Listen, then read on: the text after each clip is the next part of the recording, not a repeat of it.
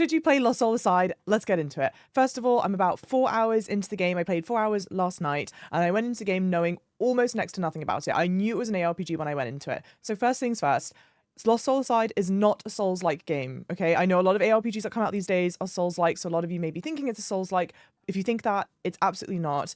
It is closer to like a hack and slash. It's very much an action game. It plays very similarly to, I would say, like Final Fantasy 16, in some ways God of War. It takes a lot of inspiration from Devil May Cry. People have said Bayonetta as well. Like, that's the kind of gameplay combat loop that you're going to get into when you play Lost Soul Aside.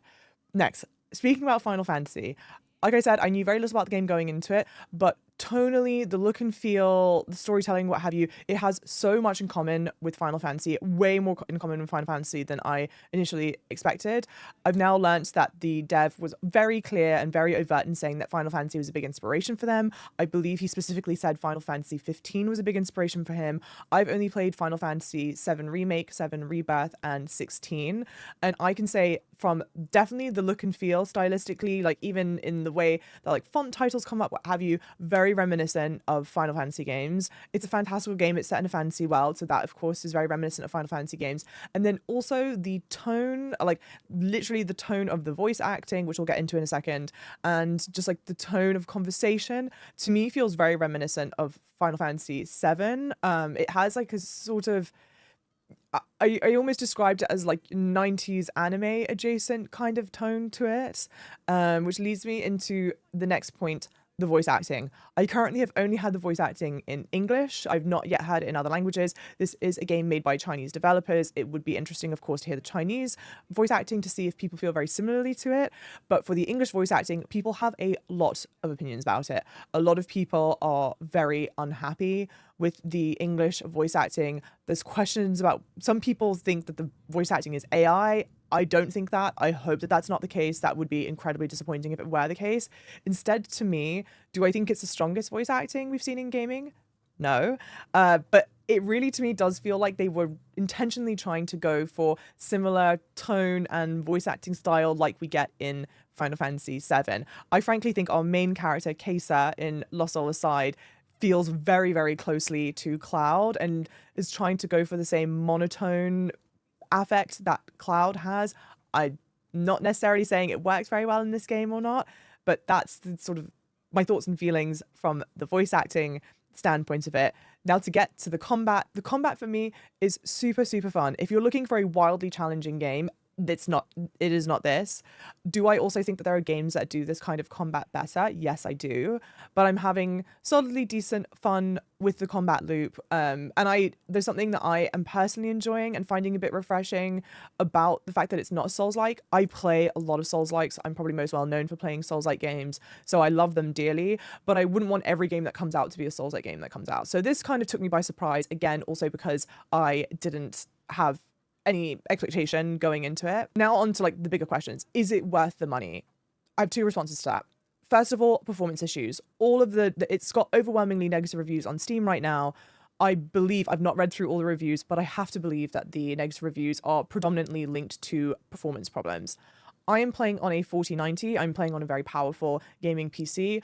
I didn't have any performance issues. I didn't have any frame drops, what have you, until the game did hard crash twice.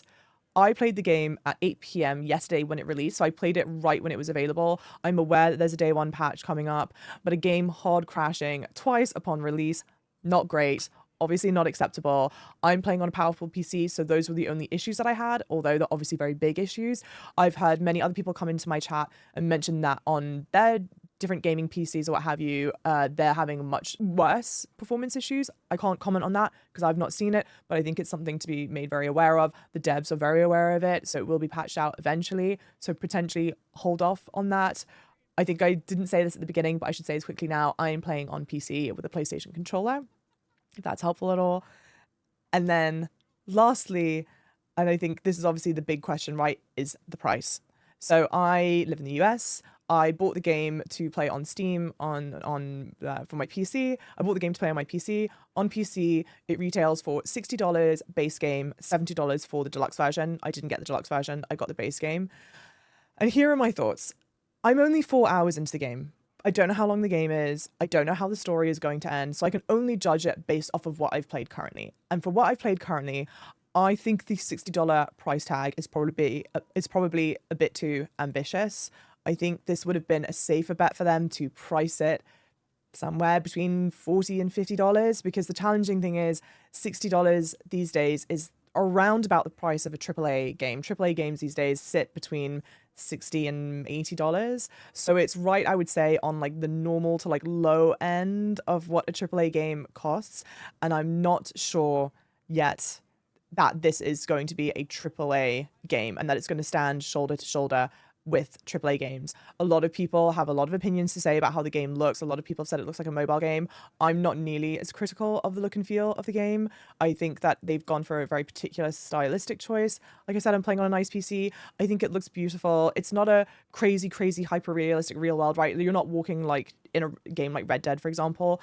But this game doesn't pretend to be that either. I think the other thing to consider whether or not a game is worth buying is that it's very contextually dependent. It's not a one size fits all answer, because realistically, you've got to decide what's important for you. Let's say if you're someone, you only like to play Souls games, then I would not recommend that you buy this game, right? Because this game is not a Souls game, so I don't think you're going to enjoy it. So there's stuff like that to keep in mind. I think also, look, the economy is what it is across the world.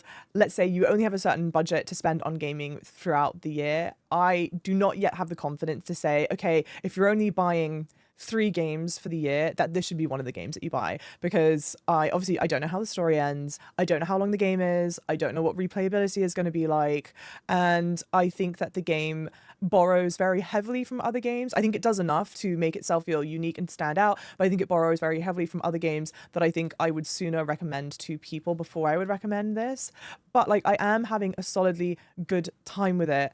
And it sort of, I guess, leads me to the last point that I have, which is I've obviously given you my thoughts about the game, not all positive thoughts, but I do think the last note that I would want to end it on is that I appreciate games like this coming out. This is it starts off as one man developing the game. The game has been in development for 10 years. I think the team grew to about 40 people on the team. And this to me feels like very much a passion project. It's a project done and made out of love. And I think the gaming industry is strongest and best when it is diverse. I don't want it to be just the same 5 developers out there making games. I want there to be new developers entering the space, creating new games, creating their own take on games, creating their own take on a certain genre, creating new genres. Like, when we have new developers entering the space, that's how we get games like Clair Obscur, Expedition 33, right? Like, games that are amazing. And so I do want to see more developers entering the space. And then kind of like lastly, I think being critical about games is really important. I have been speaking about this game very critically, but I try my best to never be overly negative about games. That's just my personal philosophy. And part of that is because gaming developing is a labor of love. It's a labor of passion, right? If people, like, you don't enter the gaming space as a developer to just make insane amounts of money. If you wanted to take a job where you just cared about making money quickly, you would work in finance, you would work in a handful of these other job sectors that are like proven to be more financially lucrative at that point. People get into gaming development because they have a real love and passion for gaming. And so I always sort of like take that into account. A tip of the hat. To me, is this an absolutely perfect product? No, not at all. There are definitely updates that need to be made. But I do see that this is a game that's made out of passion and love for it. It reads to me so clearly that the developer has a love affair, that loves Final Fantasy games and wanted to make their own take on it. Does that mean that you should have to buy the game? No, of course not. I think that there are going to be people that thoroughly enjoy playing this. I've had people in my comment section already saying that the game is a masterpiece and that they're loving it playing so much. I'm having solidly good fun with it. I want to continue playing it, see how it progresses. Hopefully this video has been helpful to you to decide one way or the other if the game is worth it for you to buy. The very, very last note to end on, and I maybe should have said this way up the top, is that there is a demo available. If you're still on the fence about this, go try out the demo. I think you'll find once you get your hands on the combat loop, you'll find out very quickly or not whether or not the game is for you. So I guess all in all, I will leave it with that. If you enjoyed this, it'd mean the world to me if you could leave a like, leave a comment, follow the channel, and I hope I get to see you in future content. I live stream all the time, so hopefully you'll be joining me in a live stream.